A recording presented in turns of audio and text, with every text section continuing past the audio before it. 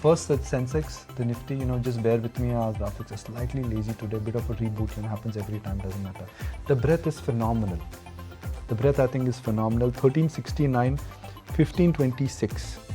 The market breadth, I think, is looking solid, and market breadth is looking very decent. I just want to address the newsmakers here. Let's look at NMDC, Paytm, Zomato. These are stocks which are important. NMDC stock in news 3%. Paytm down another 4%. That takes it almost to 320, 325 now. Zomato, it's on its own league now, 158 rupees now. And if one really looks at what is happening to the market in terms of the setup I think is very favorable in favor of advances versus declining stocks. Okay, bunch of other names which are going to be in focus. NMDC, of course, has gapped up about a 5.5% uptick is what that stock is seeing. Reliance not doing a whole lot. Let's see what HDFC Bank and SBI are up to. Just a meager green coming in for SBI. 744 is where that stock is right now in trade. The Nifty Bank, by the way, that also is very, very muted. Vedanta, Ajay just highlighted that perhaps GQG is an interested party and is looking at, a buy there. But Vedanta has started off well in the red as we speak right now.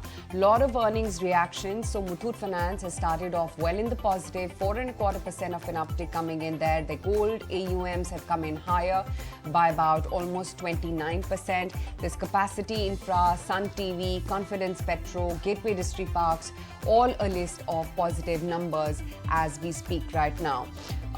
There's a sizable block deal in Vedanta. 2.25% equity has changed hands. Perhaps we'll get in Ajay if he's picking up any buzz, whether it's GQG already. Vedanta 274 is where that stock is right now. In the meantime, other newsmakers, Glenmark came out with a weak set of numbers. There's Aditya Birla Fashion, wherein there's a net loss versus a profit, though EBITDA has seen an uptick of about 27%, so that stock also will come up for you on your screens. There's Gland Pharma, Indiabulls Housing, Alembic, Narayana Healthcare, PTC India, and mind you, these are all a list of weak set of numbers. For the index as well, the bias is fairly muted. While we're in the positive, we're hovering around the 21,900 mark. But let's see what direction the market takes eventually from here. I want to also revisit what BPCL, ONGC, etc. are up to. The kind of surge that these stocks have been seeing off late, and clearly that momentum continues. BPCL, ONGC, both in the green as we speak right now. And yes, Bank also has seen nearly about 1.5% of a block deal coming its way. Kunal, what are the first observations you're making and any trades? Yeah, so I think it's a good start looking at the way the index setup is, and from yesterday's follow through, I would probably expect the index to hopefully do much better in the second half. The trade which I would look to initiate in the open would be HDFC Bank. I would probably expect the stock to show strong signs of bottom formation from what we saw yesterday in terms of the recovery from the 1360 odd lows for HDFC Bank. All right, Naresh, let's get in your take as to what your reading is for the market open as well as your view on your first trade. So good open. Would be looking out for a dip on SBI to buy for a trade for the day itself. Any dips to 735, 740 in the day would be a buying opportunity. All right, SBI it is. That's a stock that Naresh is flagging off. But let's hear it out then from Quant Mutual Fund CIO Sandeep Tandon. He shares his investment mantra. He's pretty constructive on PSUs and advises against fear of a correction. He says, in fact, that he's so positive that he's got a decadal call on the PSU basket. Listen in. And obviously PSU qualify as a value thesis right from September 2021. So it will not be, we were relatively, as compared to somebody looking at the top, we are very early in identifying that inflection point, and I've been very bullish for last more than 2 years now in this space. So we remain very constructive. If you look at the larger picture, we are looking for the PSUs. Okay, neither we get too complacent about the move which we happened very recently, nor we get too tense about what happened in last 2 or 3 trading sessions. Okay, it's a part of life, when market rallies significantly, it's bound to correct. So everybody, I behaviorally say, when people talk about healthy correction, what happens, health of most of the participants get affected. Okay, but as an institution, when we look at much larger thesis, I think something has changed. Okay, if I have to look out about the perception analytics point of view, for the perception for India has changed. Okay, So I always talk about look at multidimensional thinking rather than just looking at the valuation as a number. Okay, valuation as a number will give you only limited answer. When you look at the larger pieces, how the sentiment or the perception is getting built globally about India, how is the global liquidity situation, and if you look at in tandem, then answer is very different. Okay, and I always talked about that growth as a cycle which peaked out in September 2021, which lasted for a decade, more than like started in or rally from August 2012. And if even 20-30% of money shift from growth towards value, there will be big up move which we can continue in value stock. And that's a thesis which we are playing. And I think it's a decadal call. It's not a just 1 quarter or 1 year call which we are playing out. And obviously, the bigger call is value, not PSU. And within that, PSU fit the bill perfectly. So it is apt to for us to say and look at the changes which is happening. Okay, look at from the governance point of view, changes happening in the public sector, the capital allocation, which has been a very big concern in the past, that has settling down. Okay, people used to look at the political outcome.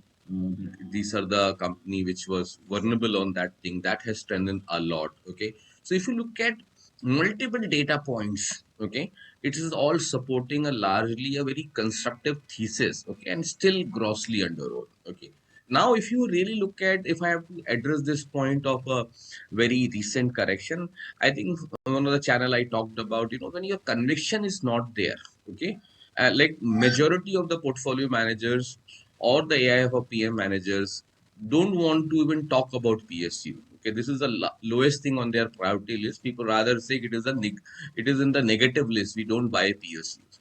When some of these participants are forced to participate in these name because PSU stocks or value as a thesis has been delivering very well, they participate because of just to manage their underperformance. Okay, the underperformance was very meaningful just to manage that when you buy these names. Okay, obviously then conviction is not there when first round of correction happened, and that's the reason I have seen the Mark Matthew joins us now, Head of Investment Research with Julius Baer. Mark, good morning. Thank you for joining us. Mark, it's turning out to be a good and a decent year for global equity markets. And just when it appeared that concerns around recession, concerns around what valuations they will come and hit global markets, I think things are looking quite decent actually so far. Can I use the word so far, or will it be really far before we see a sign of correction?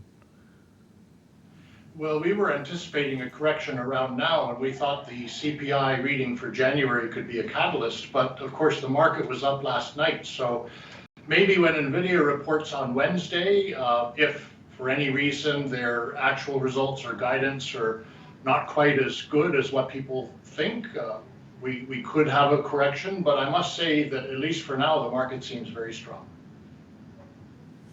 What is driving the market? Do you think this is pure concentration which is happening in, let's say, in those magnificent 7, and those 7 stocks, they keep on going higher, and the market in a sense is just moving because of that entire concentrated factor?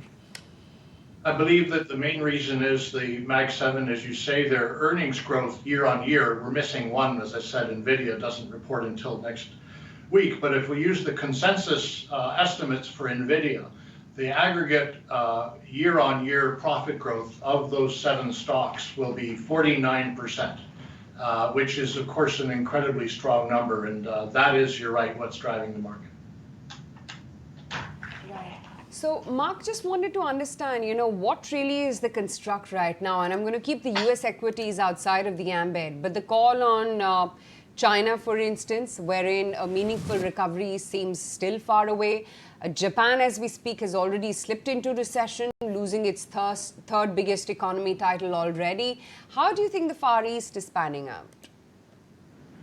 I wasn't aware that Japan's in recession. I have no comment on that. Kind of surprises me. I mean, their economy seems good to me, but the big one, of course, is China, and I think there's a kind of what's the word for it, incongruity in a lot of what we're seeing in China, because on the one hand, the consumer confidence is clearly extremely weak, as is business confidence. But on the other hand, there are anecdotal signals that at least somebody is out there spending money. The cinemas are full, domestic tourism is very strong.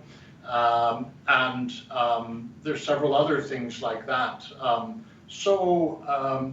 I would say with China that it is still going to be weighed down by all of the regulatory changes and corruption crackdown, etc. The uncertainty of the policy, which has just been, you wake up one morning and you don't know what it's going to be. But on the other hand, on the 22nd of January, the Prime Minister said that they want to stabilize the stock market. And in China, the concept of face is a very important concept, and you don't want to lose face, don't want to embarrass yourself. So if they allow the stock market indices to go significantly below where they were on the 22nd of January, that's a big loss of face. And so I guess what I'll say, just to round off my thoughts, is on the one hand, the economy is still pretty bad because of a lot of the policy. But on the other hand, they've said that they want the market to be stable. And so I think that it will be stable, actually. Morning. Wanted to understand from you as well what the next big imminent or inherent risk could be for the Indian markets. Do you think that it's largely likely to emanate from geopolitical concerns or fears of a slowdown across the globe, or that it could be something domestic? I struggle to identify a risk in India. And so I'm sure there are many risks out there that could pop out suddenly, and I just can't identify one. I suppose that there was a lot of foreign inflows at the end of last year, and if for whatever reason those foreigners wanted to sell, that could certainly push the market down.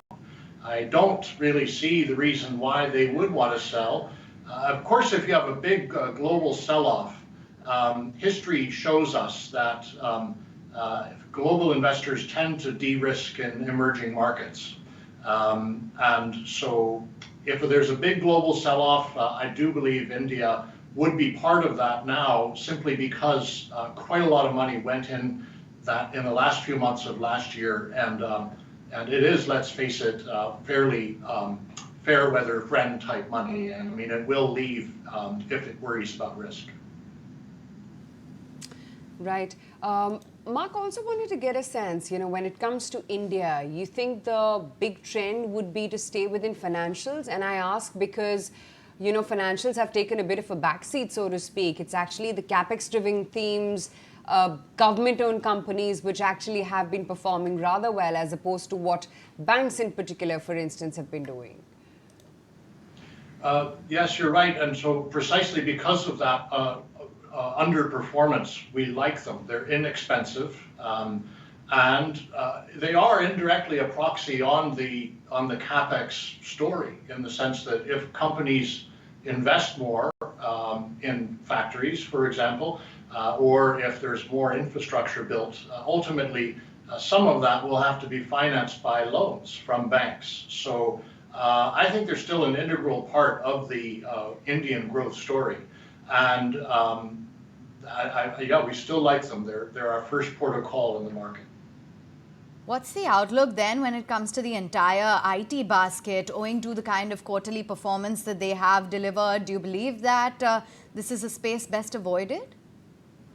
Yes, we're not big on IT because we're sensing a lot of delays in the American companies. They're not coming through on the commitments they've made for various business deals with the Indian IT sector. So IT has always been a leveraged play on the US.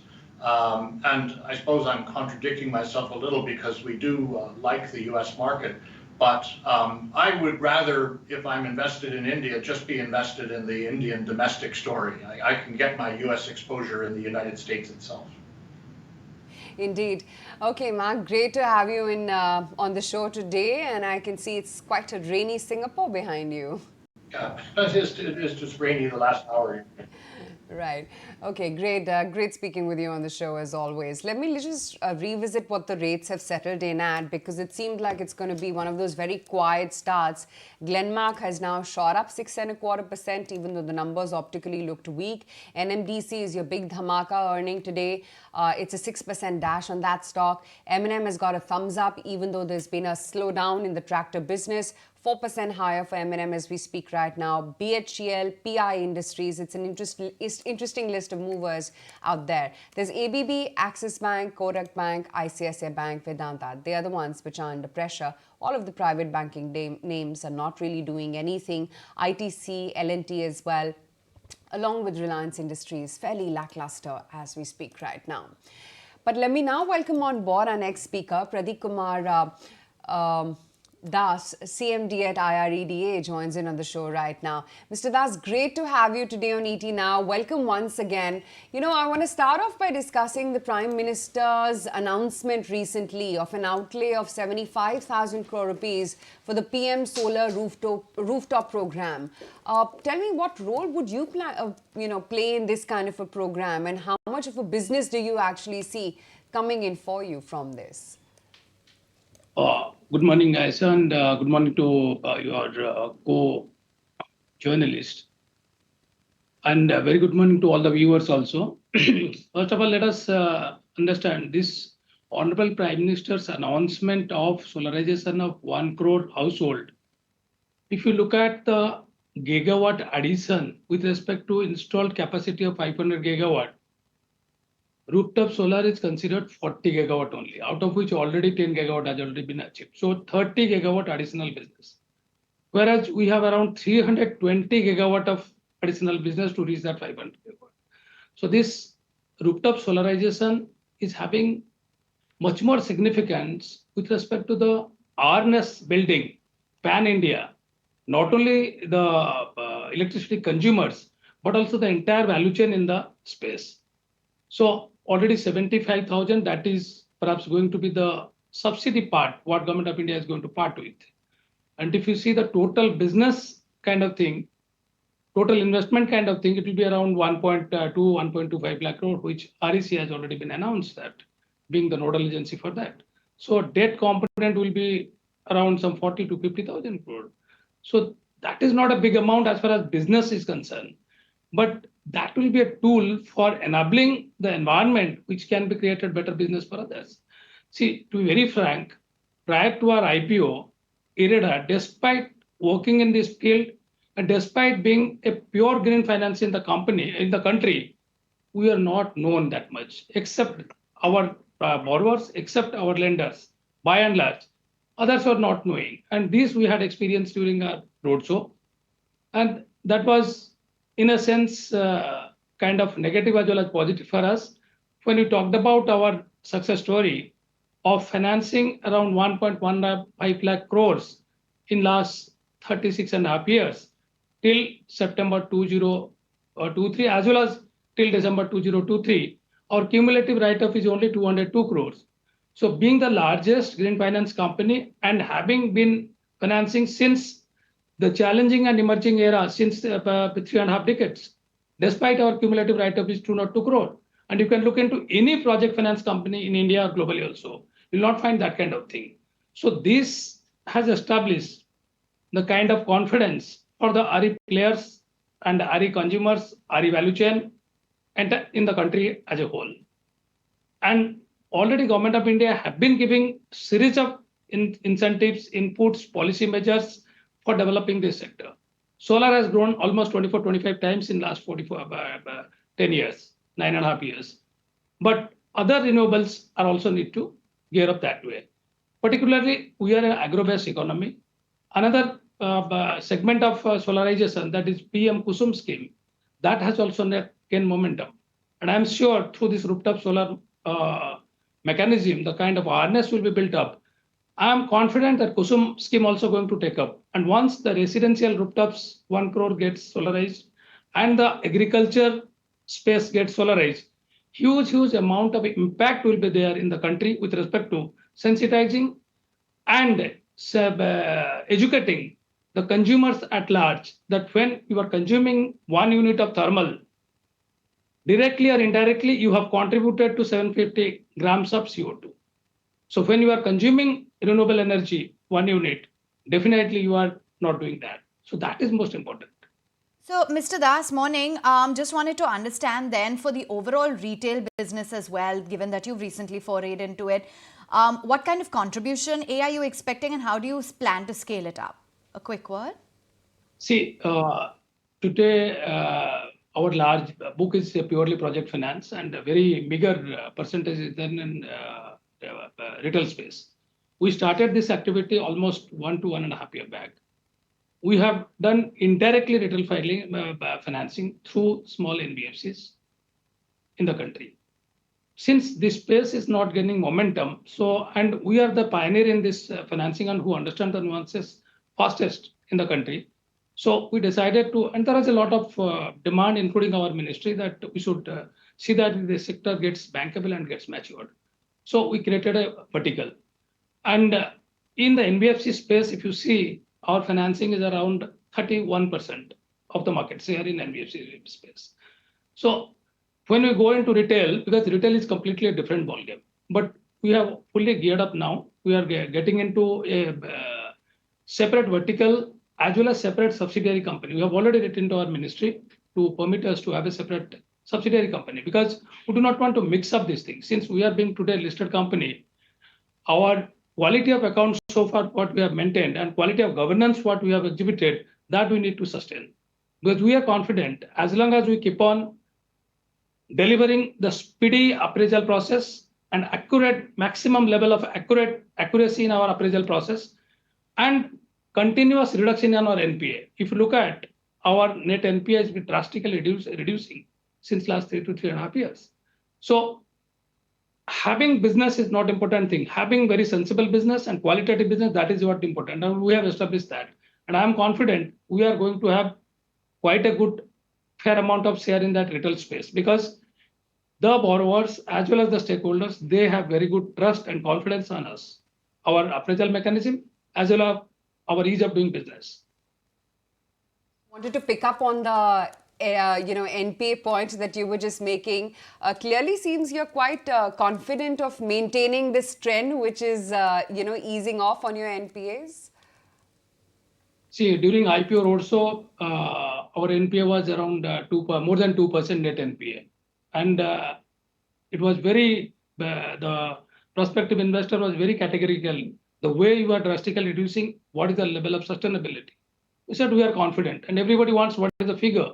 So nobody can talk about a future figure with accuracy, but we are confident of our systematic and systemic way of improving the things within the organization, as well as improving the systems. That has yielded to now come down to 1.52.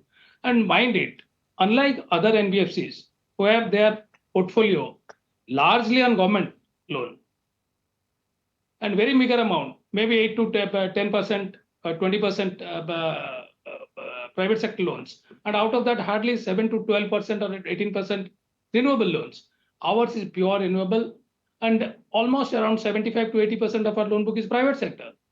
And NPA happens by and large in private sector. So despite that, we are continuously successful in reducing. There are two things. One, doing the appraisal process in a very professional manner and sharing the information with proper transparency with the prospective borrowers. We do not believe in just grabbing business, then ending up in a problem, then borrowers should not feel, sir, we are not aware of this thing. So we want to bring fair amount of awareness with respect to our existing process, policy, procedures, as well as what is the business scenario going on. And even our stakeholders, we do every quarter our borrower meets. We don't call them borrowers, we call them business partners.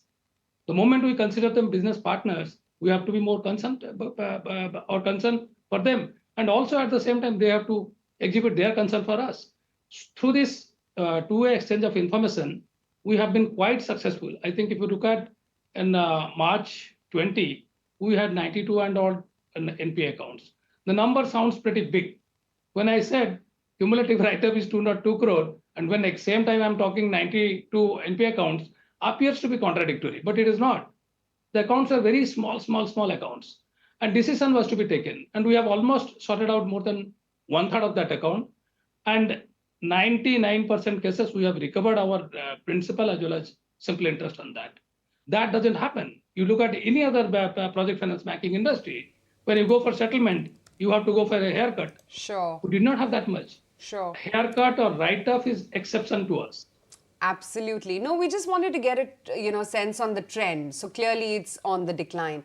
The other thing, Mr. Das, very quickly that I want to ask is, apart from solar, what's the plan to increase your exposure to wind, ethanol, any other verticals? I think as on date, perhaps we are the largest NBFC in ethanol space. If you take the banks, okay, fine, they are also now showing keen interest, initially not that much. But last 18-20 months, we have already financed quite a fair amount of ethanol, as well as compressed biogas, and also ventured into e-mobility space. So these are the area which is emerging. And then the new area like green hydrogen and green storage, these are going to come. So if you look at our today book size, around 80% of our assets are generation assets. So in peculiar in non-fossil based industry, when the project is commissioned, you hardly look for any O&M cost, negligible. So you have to only manage with a discipline your interest cost. And as long as that is happening, your account is fully secured. And post commissioning, there is always a opportunity for arbitrage by the developers. We have brought in a systemic changes in our interest rate matrix, the pre-COD, COD, post-COD, and post-COD of 1 year. 4 different kind of rates you are going to get. And that is happening automatically in a systemic manner. So that is there. And we'll focus on having at least most of the time 70% of our assets as commissioned asset, so that will enable completely de-risked portfolio in our book. And in new and emerging, because our name is Renewable Energy Development, and our ministry's name also new and renewable, and we are the extended arm. So our prime responsibility is to venture into new and emerging space and support that and get into the nascent stage, handhold the developer and give the input to our ministry, what kind of policy or process, procedure measures they need to bring in, so that the sector gets fair amount of maturity. Then we can leave it to competition. All right, appreciate your time. Thank you for giving us a lot more clarity on how the business is shaping up, your improvement in your NPA ratios, as well as the outlook in terms of the solarization of the agri sector. And take a look at that stock. Clearly giving a thumbs up to that commentary. Iradia is locked in upper circuit. All right, lots of corporate voices lined up, so let's get moving on then. And joining in is Rajesh Jejurikar, ED and CFO AFS at M&M, here to talk about the numbers as well as the road ahead, if I might say, quite literally. Thank you so much for taking time out. I just want to begin then by talking about the tractor industry, because you have indicated for FY24 that there will be a 5 to 6% decline. So for Q4, does that mean then, if we extrapolated, a 10% drop? Firstly, thanks for having me on the show, and we're very pleased with our results. So just to recap, at a consolidated level, M&M had a 15% growth in the top line and a PAT growth of 34%. And when we look at M&M standalone, we had a PAT growth of 61%. So we are actually quite happy with the results. The auto business, of course, done very well. The tractor business, as you rightly said, is going through an industry decline. And we have seen, on a cumulative basis this year, about a 4% reduction in the industries. We've gained some market share, so our reduction has been lower at 2%. Our current estimation for the full year is that the industry would stay in negative territory and be about -5. And you rightly calculated, and hence that means Q4 would be roughly a 10% negative growth for the industry. Right. Rajesh, hi, morning. From channel checks and also speaking to other industry participants, what we understand is that there have been early signs of a demand slowdown clearly across rural India. Also recently, one of the channel checks indicated that an 18 to 20% month-on-month fall is what you're seeing in retail registrations in the month of February alone. What are you sensing here? And when do you actually see some sort of a pickup coming in? Are you talking about now just specifically the tractors? No, yes, I'm just talking specifically about the tractors. Yeah. So So we don't think the retail shortfall, or our evidence is the retail shortfall or the negative growth is not as much as what you're saying. One of the reasons why there is going to be minus 10% growth, negative growth in this quarter, is because last year there was a Navratra in March and this year there isn't. So it's a season shift from March to April from that standpoint. So that is one of the reasons why March is going to go into big negative territory, and hence the quarter is going to see minus 10%. So that some of that is a seasonal shift. Some of this has to do with the rainfall not being as good, lower than the LP, about minus 5% overall. Reservoir levels not being good. But it's also the festival movement which is affecting quarter four. And what about passenger vehicles? What's the calendar year looking like? Because there too, in the month of February, we understand there's been a bit of a dip, right, in registrations? February is, of course, too early to call. I mean, just a few days in, so I don't think we can comment on February. Our SUV portfolio in the quarter and through the year has grown about 30%. So it's a very healthy growth. And if you were to connect that back with retail offtake or Vahan as its a source of measurement these days, our billing numbers and our market share in Vahan and our market share as per billing data of SIAM is about the same. So it indicates that there is really no significant stock buildup on the auto side. Wanted to understand a little bit more about the EV strategy, because your competitor, for instance, the Tata Group, has announced some price cuts of up to 1.2 lakh. Does this mean that EVs are now becoming a little bit more cost competitive? Will you be following suit? We actually upgraded our XUV 400 recently in early January with better interiors and better technology features. And we had already corrected our price when we did that downward. So some of our competitor moves may be responding potentially to what we already did in early January. Okay, fair enough. So what about we will not be responding hence to specifically answer your question. Okay, fair enough. Won't probe there, but wondering if with respect to the Red Sea issue, has there been any supply chain or container availability issue? Have costs increased? Yeah, so there are three impacts that the Red Sea issue can potentially have. The first is increase in cost. That's not very significant. We're also covered by contract, so that's not a major threat to us. The second is lead time for our export products. So we've had some issues of connecting our new Oja tractors to US, which is getting launched about now in the North American market. So there has been delay of 3 to 4 weeks. But I think that's a cycle change, so we're adjusting to that, and that's kind of behind us for now. The third, to your specific question, is the supply chain for domestic.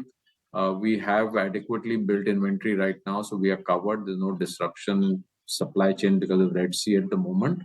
That being said, we can't, if situation worsens, something may happen. But right now, we believe we have de-risked ourselves and we are covered. Rajesh, let's talk about what the year ahead is going to look like in terms of launches. I guess the most awaited one is the Thar 5-door. Tell me about what's happening on Born Electric vehicle as well. You already highlighted XUV 400 EV, right? Yeah. So the Born Electric programs, we've spoken about 3 + 1, 4 products in the pipeline. They're all on schedule, testing very well. As we drive them, we get more confident and more excited about them being truly disruptive products in the market. So they are on schedule as we put out.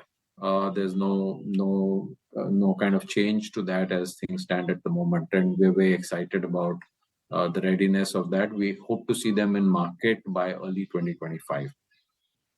Okay, on the ICE products, we have a couple of interesting products, one of which you just spoke about, which is the new Thar.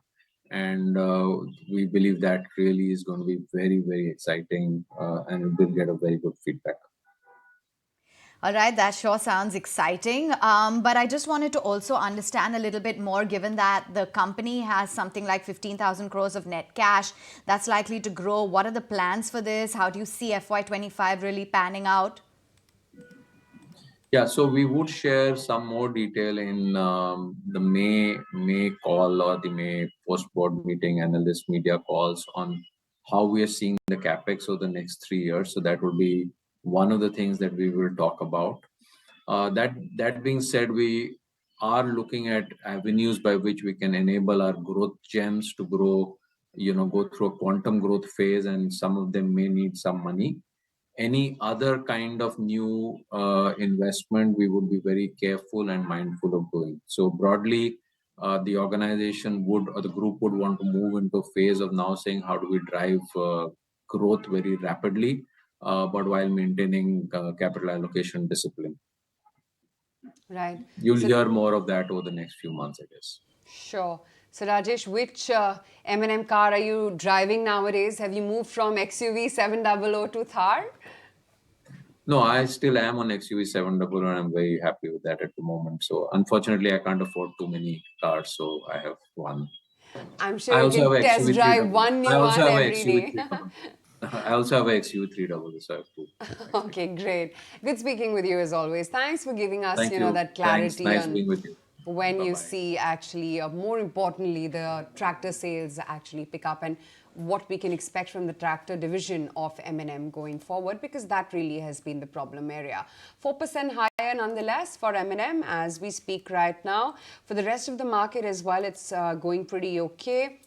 While the index may be flat, sure enough, there are a lot of individual movers. NMDC has now spiked up nearly 7% as we speak. BPCL, after that big move on the stock yesterday, it's another 2.5% of a bump up coming in today. Tata Steel has been going very strong. ONGC as well is seeing a very, very smart follow through. But let me also now welcome on board George Alexander Muthoot, MD at Muthoot Finance, joining in on the show right now. Mr. Muthoot, great to have you on the show. Your Q3 has been quite stable for your company. All the metrics pretty much are largely in line with what the street was expecting. You'd earlier guided for a 15% growth in your AUMs. You logged in at 27% year on year in the 9 months itself. So for all practical purposes, you're already beating your FY24 guidance. What's the revised figure and what do you think you're setting a target for FY25? Okay, thank you. Good morning. Yeah, you're right. Q3 has been good. Most of the parameters, as you said, were looking better. And growth is also coming up. So we expect to end the year on year, growth of about 15%. Last year, Q4 was quite good. That is why you saw a 27% growth in the 9-month year on year as of this quarter. But next quarter, we should see growth, and finally, the year should end with 15% plus AUM growth in the gold loan business. As far as your guidance, yes, we would like to give the same guidance of 15% going forward also. So we'll try our best to do better, but 15% is something which we have also kept as a bare minimum growth in the AUM. Okay, that's the overall outlook when it comes to your AUM. What is the sense that you're getting then with the RBI's recent views? They came with a crackdown on unsecured lending on the back of these norms. Is there any sort of a shift that you're seeing from unsecured loans to the gold loan segment? Yeah, so I was asked the same question yesterday by some of the analysts also.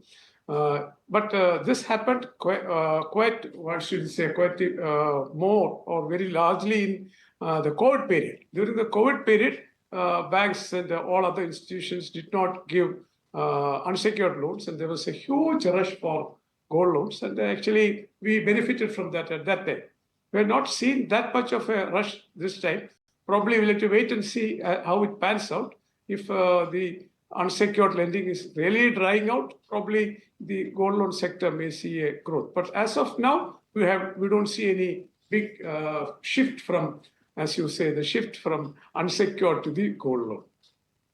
Earlier said that you want to maintain net interest margins at about 11%, and this has been the case that we've witnessed in the last 3 quarters as well. What is the outlook then on this metric? Do you think that you'll be revising your guidance for FY25 on your NIMs?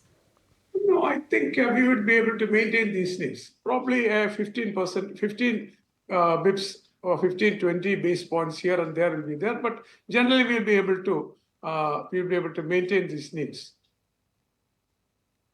Your asset quality, that also has improved on a sequential basis. What really is helping your asset quality? What is the outlook?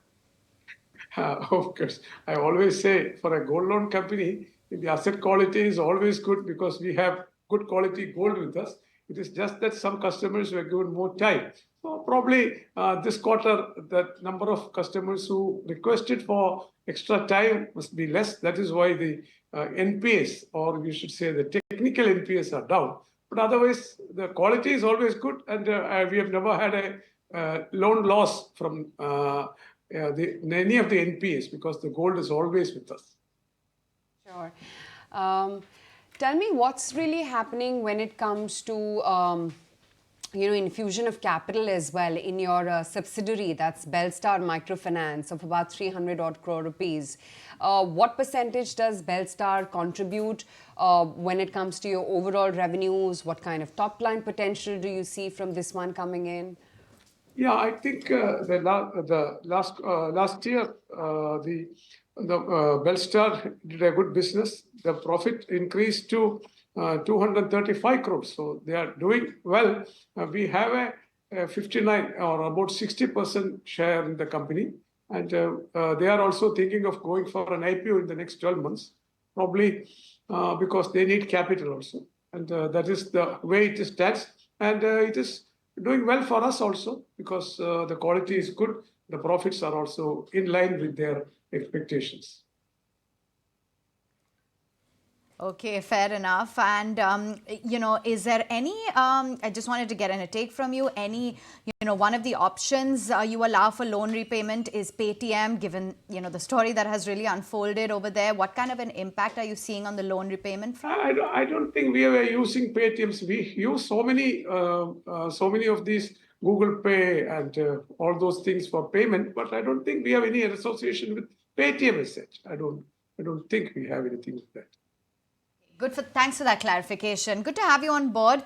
And interesting to know that you're looking at a 15% growth. That's what you hope to end the year with, and an AUM guidance there for the gold loan segment as well. That is what is expected. All right, let's get a move on then and just highlight some of the other newsmakers in trade. Quickly want to revisit what Glenmark is up to as well, given the fact that it came out with its numbers. Remember, it was an EBITDA loss this quarter, and the overall India business as well felt the heat. That stock in the spotlight. Meantime, AB Fashion as well came out with its numbers, and it was a little bit disappointing with the net loss that they reported in the Q3 versus a profit. Although the EBITDA was higher, that stock is currently down about 2.7%. Gland Pharma margins have contracted close to 23% is what they have delivered versus 30.9%, and you have seen a rise in their overall US sales. That is Gland Pharma for you at 1922. Alembic, another result reaction where the margins have contracted and the profits as well are lower. Well, speaking of numbers, Narayan Healthcare in the spotlight. Let's understand the fine print then. And joining in on the show right now is Sandhya J, the Group Chief Financial Officer at Narayan Health. Thank you so much for taking time out. Just going by your overall numbers, they've been in line, but it's the India business where you've seen your revenues come in a little bit below on account of the lower footfalls. So what is the outlook then on this particular metric for Q4 and down the line? Good morning. Thank you for having me here. Indeed, as you are already aware, Q3 is a lean quarter for most of healthcare businesses. For us, Q3 also came in lean when compared to the last quarter. Year on year, of course, we have posted reasonable growth. As far as specifically the India business is concerned, there are a few factors that came to play. One, we saw a relative underperformance in our north and west regions, especially in the north. It came in to some extent because there were some challenges in Gurugram that we are still overcoming, but largely because we had certain policy changes which the government undertook in RGHS in Jaipur.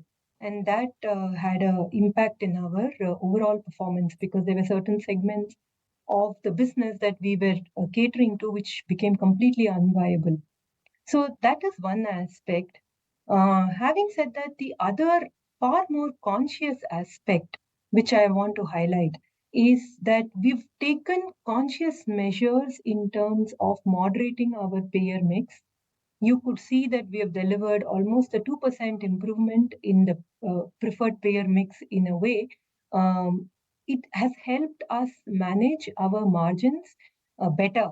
So you could see that in a quarter where overall revenue was muted, we were still able to deliver a good margin profile. And that was because we were very conscious in terms of the payer profile.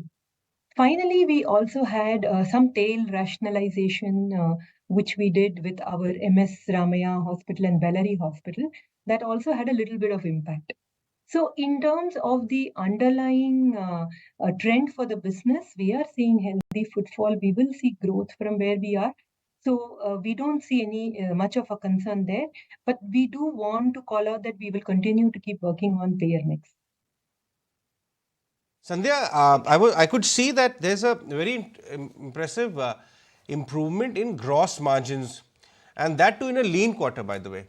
So that brings me to the question that a lot of hospitals, we understand, the well-managed ones like yours, is it a case developing that the operating costs have a kind of a good containment for visible future, because the operating costs, especially the doctor's cost and specialized staff costs, are not going up in the same proportion the way the environment was few years back. Do you see that this part of your overall cost under good control, at least for visible future?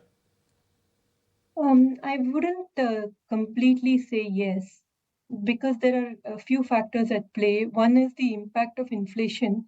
So we have constant pressure on inflation of inflation in terms of our input cost, and also in terms of our manpower cost. The minimum wages increase that we've been taking across different geographies. Also, the impact that we're taking on power and fuel. Every state has found a way to increase power cost, and that's coming on.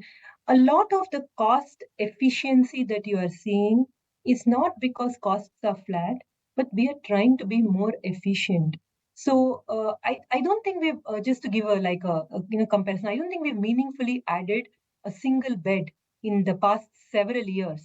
However, we've been delivering top line growth.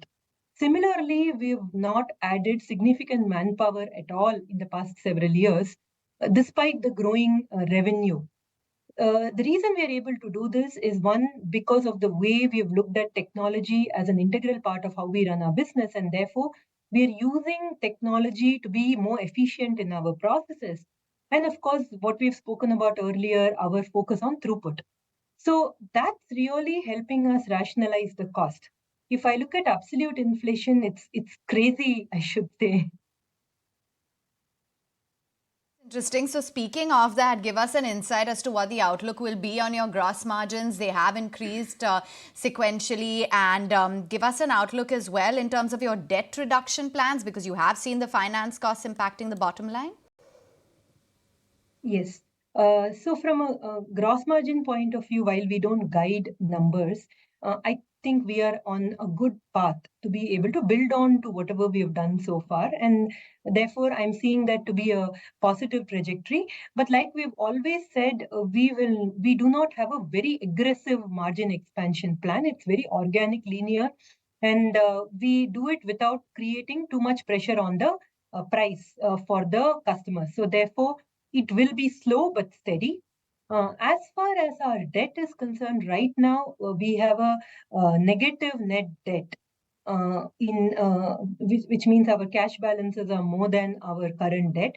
Having said that, we will significantly borrow going into the next 2 to 3 years. We've announced expansion plans. We are looking at greenfield capacity build up in Bangalore, Kolkata, our flagship centers. And therefore, there is going to be an aggressive expansion of debt for the next 2 to 3 years. However, we will try to keep our ratios like debt EBITDA in a acceptable and reasonable way. The other thing I wanted to understand was, your distribution arm, which is for medical supplies, commenced operations in the month of December, right? Very recently, as we understand. What is the growth potential here, and where do you see this business, say, in the next 1 to 2 years, or maybe even 5? Actually, for all practical purposes, you can ignore that business because it's just moving costs from one bucket to another. We are just trying to be more efficient in terms of our supply chain. So we want to be being able to hold reduced inventory, be able to move inventory around our units because we operate across multiple legal entities. And therefore, it's more efficient to operate from a distribution arm across legal entities. So it's really an operational enabler. So you don't have to read too much into our distribution entity or factor anything from that perspective. Okay, and what about your capex plans? Any new fundraise plans on the anvil that you have? Indeed, like I've mentioned, we have very aggressive capex plans. We are coming out with a NCD raise soon, and we will also be raising a bank borrowing to fund our capex ambitions. We will aggressively spend the next 2 to 3 years to create capacity, especially in our flagships where we reached that stage that we have to start building capacity, and you will see a lot of activity from us in that space. Sandhya, the new region which you have actually moved towards north, etc. How are the utilizations panning out in your new facilities? It's a mixed bag, actually. We have they are not as high as our flagships or our older locations, where we have no capacity left, and we've managed completely through efficiencies, throughputs, reduced day loss, and that kind of efficiency levers. It's not like that we do have surplus capacity in our north and west regions. But we are also very conscious on the payer profile and the type of business that we want to onboard. And therefore, we maintain that balance. It has been a slow growth segment for us, and turnaround. We've turned around, of course, but it has not been as aggressive as we'd have liked it to be. So we have little more work to do on the north and west zones. Okay, thank you for joining in and sharing with us those milestones as well as all of the updates on the business. Good to have you on board. All right, that's the word from Narayan Radale. Tell you what, we'll slip into a very quick break with news that we're holding out in the green by at about 21,850.